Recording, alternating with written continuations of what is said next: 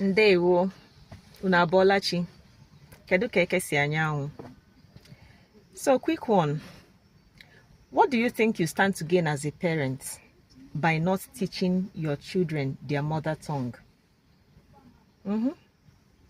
I've been pondering over this question, and I know that this question has never crossed your mind before.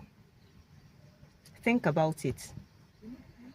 And again, what do you think your child or your children stand to gain by not knowing their mother tongue, native language, indigenous language? Nothing.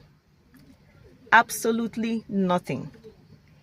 You will only end up as a parent who raised adults that do not know their left from their right. That's all you end up as.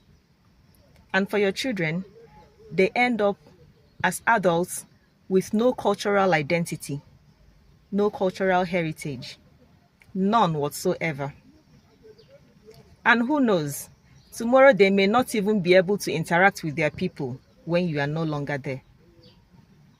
Hiya sa n'anya, bido tata chọwa ewu ojii tupu chi ejie. Kụziere nwa gị asụsụ Igbo. Kụziere nwa gị asụsụ Igbo. Sụba asụsụ gị. Ya gazie. Do have a wonderful day.